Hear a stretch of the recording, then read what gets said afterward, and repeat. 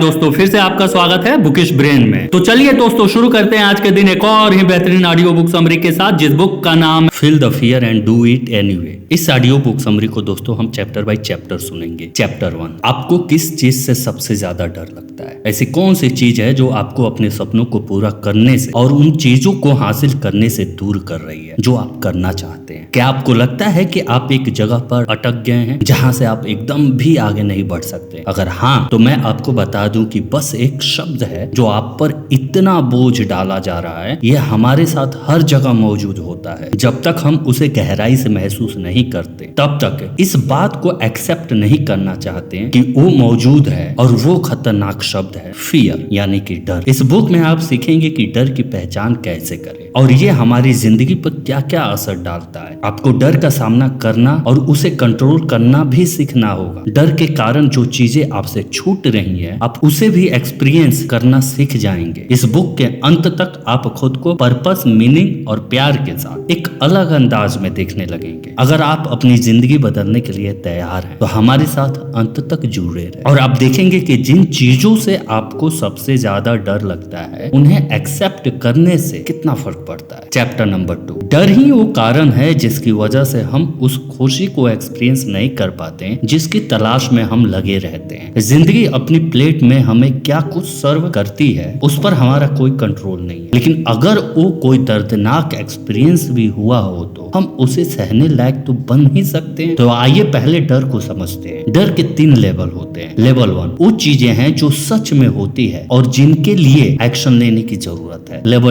Level 2 में ego जैसे emotion शामिल होते हैं, जैसे रिजेक्शन, फेलियर, इमेज खराब होने का डर और असहाय महसूस करना। लेवल 3 है सबसे बड़ा डर, जिसमें ये सोच आ जाती है, मैं इसे हैंडल नहीं कर सकता। आप फ्यूचर के बारे में कोई भी भविष्यवाणी नहीं कर सकते, इसलिए आपको कभी भी बिना कोशिश किए नहीं कहना चाहिए कि मैं प्रॉब्लम को हैंडल नहीं कर सकता। खुद पे विश्वास करने से और अपने डर से भागने के बजाय उसका सामना करने से आप किसी भी मुश्किल को पार कर सकते हैं। आइए कहानी से इसे समझते हैं। एक आदमी अपने बचपन के दिनों को याद कर रहा था। रह रहकर उसे बस अपनी माँ का ख्याल आने लगा। जब भी वो घर से बाहर जाता तो उसकी माँ कहती, बेटा अपना ध्यान रखना। वो आदमी सोचने लगा, इस सिंपल से शब्दों में 2 मैसेज छुपे हैं। पहला कि ये दुनिया सेफ नहीं है, डेंजरस है, और दूसरा तुम इसे हैंडल नहीं कर पाओगे। लेकिन उस वक्त वो आदमी एक नादान बच्चा होने के कारण कभी भी इसका सही मीनिंग नहीं समझा। उसकी माँ सिर्फ इस बात से चिंतित थी कि अगर उसके बेटे को कुछ हो जाता है तो वो उसकी रक्षा करने के लिए वहां मौजूद नहीं होगी। इसी तरह सालों बीत गए। बच्चा अब बड़ा हो गया, लेकिन अब भी बाहर जाते समय उसकी माँ उसे कहती, बेटा सावधान रहना, अपना ध्यान रखना। बड़े और मैच्योर होने के बाद जाकर वो अपनी माँ की बातों की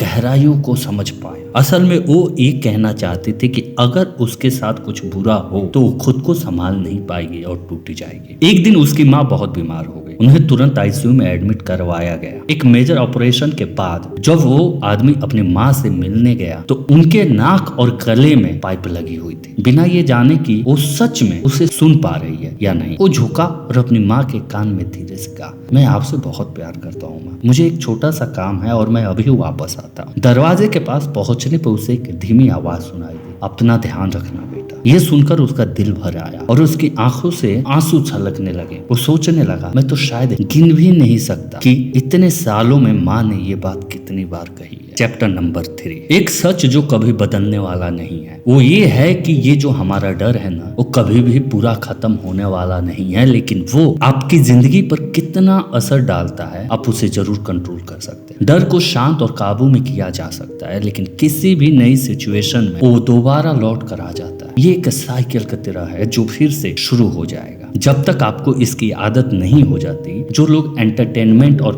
पब्लिक सेक्टर में काम करते हैं वो भी इस डर को एक्सपीरियंस करते हैं, चाहे आप कोई भी हो। हम सभी इस डर को महसूस करते हैं, इसीलिए वो चीजें करना जो आपके कंफर्ट जोन से बाहर हो कुछ हद तक आपके डर को कम कर सकता है। एक औरत थी जिसका हाल ही में तलाक हुआ था। तलाक होने से पहले वो हर चीज के लिए अपने पति पे डिपेंडेंट थी। तलाक के बाद उस औरत के पास नई चीजों को सीखने के अलावा कोई चारा नहीं था। उसे काम करने का कोई एक्सपीरियंस नहीं था और ना ही उसे बाहर निकलकर कभी दुनिया का सामना करने की जरूरत पड़ी थी। वो बहुत डरी हुई थी, लेकिन उसने चीजों को बीच में छोड़ा नहीं। वो नई चीजें सीखने लगी। इस वजह से धीरे धीरे उसमें सेल्फ कॉन्फिडेंस डेवलप होने लगा। हर दिन उसने कुछ नया सीखा। अपने दम पे प्रॉब्लम को हैंडल करने की एबिलिटी ने उसके डर को कम करना शुरू कर दिया। लेकिन जब भी वो कुछ नया एक्सपीरियंस करती तो वो डर लौट आता। लेकिन उसकी खासियत यही थी कि वो अपने डर से डर कर पीछे नहीं हटी, क्योंकि वो जानती थी कि जब तक वो भागना बंद नहीं करेगी तब तक ये डर उसे भगाना बंद नहीं करेगा। तो उसने सोचा अगर किसी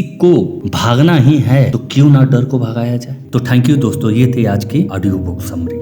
दोस्तों ऑथर ने अपनी इस किताब में बहुत सारे विषय पे चर्चा किया है। उनमें से कुछ पॉइंट्स को हमने यहाँ आपके सामने रखा है। उम्मीद है कि आपको पसंद आए होंगे। अगर आप इसे पूरा पढ़ना चाहते हैं तो आप इसे अमेज़न से खरीद सकते हैं। इस किताब की लिंक हमारे डिस्क्रिप्शन बॉक्स में मिल जाएगी। तो थैंक यू दोस्तों अपना कीमती समय देने के लिए। तो इसे अपने दोस्तों के साथ अवश्य शेयर करें और आपको दिल से धन्यवाद अपना कीमती समय देने के लिए। दोस्तों आप लोगों से एक अनुरोध और रिक्वेस्ट है कि प्लीज हमारे चैनल को सब्सक्राइब कर दीजिए। हम आपकी नॉलेज को इंक्रीज ही तो करते हैं, please. Thank you for watching book is brain. हमारे चैनल को लाइक कर दे, सब्सक्राइब कर दे, कमेंट कर दे।